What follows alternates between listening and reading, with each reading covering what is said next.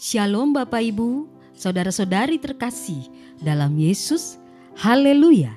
Pagi ini kita akan mengikuti renungan harian Sinode Gereja Kristen Oikumene di Indonesia GKO dengan pola pembacaan Alkitab 4M. Mari kita berdoa. Ya Allah Maha Kuasa yang berdaulat atas hidup kami, yang kami sembah di dalam nama Yesus. Setiap hari kami terus merindukan kebenaran firman-Mu ya Tuhan, yang memuaskan kami dalam kebenaran. Kami percaya firman Tuhan berotoritas dalam hidup kami. Tuntun kami ya Roh Kudus, Roh kebenaran, dalam merenungkan dan mengaplikasikan firman-Mu. Di dalam nama Yesus kami berdoa, amin. Bapak Ibu terkasih, untuk merenungkan firman ini, saya Pendeta Geraldina Sakarias bersama dengan Saudari Erniwati Hura secara bergantian mengajak kita semua untuk menerima, merenungkan, melakukan, dan membagikan firman dari Yeremia 17 ayat 7 dan 8 dengan tema Diberkatilah orang yang mengandalkan Tuhan. Yeremia 17 ayat 7 dan 8. Diberkatilah orang yang mengandalkan Tuhan, yang menaruh harapannya pada Tuhan. Ia akan seperti pohon yang ditanam di tepi air, yang merambatkan akar-akarnya ke tepi batang air, dan yang tidak mengalami datangnya panas terik, yang daunnya tetap hijau, yang tidak khawatir dalam tahun kering, dan yang tidak berhenti menghasilkan buah. Amin. Siapakah orang yang disebut diberkatilah? Dalam ayat ini dikatakan yakni orang yang mengandalkan Tuhan dan menaruh harapan hanya pada Tuhan. Ya, arti kata mengandalkan Tuhan dalam bahasa Ibrani menggunakan kata batak. Artinya adalah lebih confident, lebih yakin, lebih merasa aman, percaya dan lebih mempercayakan dirinya sepenuhnya hanya kepada Tuhan. Tuhan menjadi satu-satunya sumber kehidupannya. Jadi ketika kita lebih mempercayakan diri kita sepenuhnya hanya kepada Tuhan dan menaruh harapan kita hanya kepada Tuhan, maka janji Tuhan ini diberkatilah itu terjadi dan tergenapi dalam segala aspek kehidupan kita. Mengandalkan Tuhan berarti kita memiliki iman kepada Tuhan Yesus. Ketika seseorang memiliki iman, berarti dia tahu siapa yang dipercayai. Dia menyetujuinya dan mengandalkannya, mempercayakan diri sepenuhnya kepada siapa yang dipercayai. Namun persoalannya adalah kita berhadapan dengan orang Kristen yang mengaku Kristen. Namun apakah kita benar-benar sudah mengandalkan Tuhan? Kita lihat yang pertama, kita percaya, tapi kita tidak tahu siapa yang dipercayai. Tipe ini tahu tentang Yesus, tetapi tidak kenal Yesus. Contohnya, tahu Yesus, Yesus lahir di mana, orang tuanya siapa, pelayanan Yesus dia tahu, tapi tidak punya relasi dengan Yesus, tidak punya mezbah doa, tidak punya waktu untuk berdialog dengan Allah. Orang ini bicara tentang Yesus, tetapi tidak bicara dengan Yesus. Contoh yang kedua yaitu kita tahu siapa yang dipercaya dan setuju, tapi tidak mengandalkan. Tipe ini tahu tentang Yesus, tapi hanya sebatas pengetahuan dan tradisi.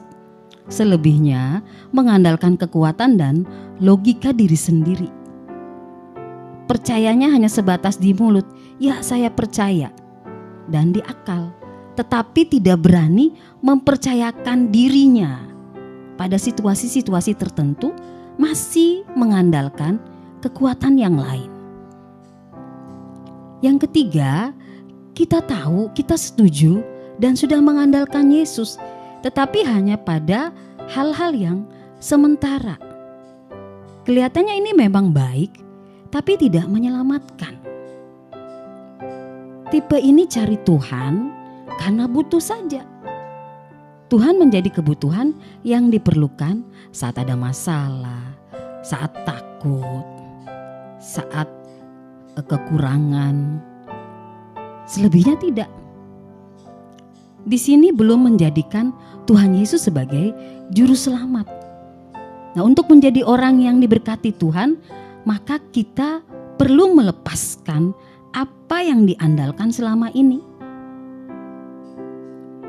Lepaskan pengandalan berhala nenek moyang, berhala modern, melepaskan pengandalan terhadap pengetahuan dan akal saja, melepaskan pengandalan terhadap kekuatan diri sendiri dan lain sebagainya.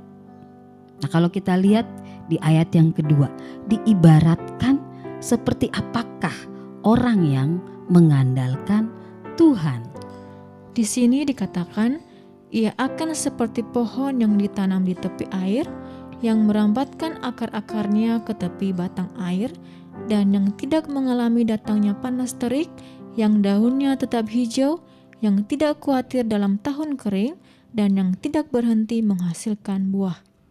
Ya, ini menggambarkan kehidupan kita harus selalu melekat kepada Tuhan dan firman Tuhan menjadi sumber kehidupan kita. Kita berakar sangat kuat, memiliki pondasi dan dasar yang sangat kuat hanya kepada firman Tuhan, sehingga segala aspek kehidupan kita hanya didasari, ditopang oleh firman. Ketika kita menghadapi kesulitan, tantangan, dan masalah kehidupan, kita tetap teguh, tidak mudah goyah, tidak mengeluh, dan tidak mudah menyerah, karena selalu mengalami penyertaan dan perlindungan yang dari Tuhan. Kita selalu percaya akan janji Tuhan dan jaminan Tuhan, sehingga kita menjadi pribadi yang senantiasa bersyukur, bersuka cita, sebab kita percaya bahwa pengharapan di dalam Tuhan tidak pernah mengecewakan.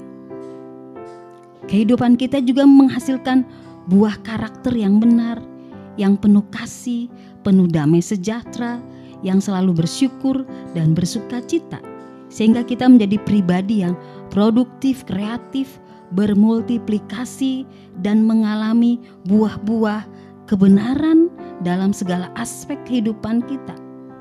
Kehidupan kita pun menjadi berkat dan memuliakan Tuhan. Setelah membahas firman Tuhan hari ini, apa yang kita lakukan sebagai langkah hidup orang yang mengandalkan Tuhan? Pastikan bahwa kita tidak lagi terikat dengan model berhala apapun, baik berhala nenek moyang dan berhala modern. Dan kita juga mendeklarasikan dan sepakat siapa yang kita percayai dan andalkan. Setiap hari bersama keluarga kita sepakat bahwa hanya Yesus juru selamat, satu-satunya Tuhan, penguasa tunggal atas hidup kita. Kemudian hidup kita terus bertumbuh, berakar, serta dikendalikan oleh kebenaran firman Tuhan. Amin. Mari kita berdoa. Ya Tuhan Yesus, Engkaulah Allah Juru Selamat, satu-satunya penguasa tunggal yang kami andalkan dalam hidup kami. Ampuni kami kalau kami masih belum mengandalkan Tuhan secara benar. Baharui kami oleh firman-Mu ya Tuhan. Segala bentuk berhala nenek moyang, berhala modern, kami lepaskan dari hidup kami dalam nama Yesus. Hari ini kami seisi rumah sepakat pengandalan kami hanya kepada Tuhan Yesus setiap hari. Dan kami mau terus membangun mezbah doa sebagai kasih kami kepadamu ya Tuhan. Dalam nama Yesus, firman Allah yang hidup. Amin. Mari kita terus mengandalkan Tuhan, dan kita disebut orang yang diberkati. Dan berkat Tuhan selalu baru dan selalu ada dalam kehidupan orang-orang yang senantiasa mengandalkan Tuhan. Shalom.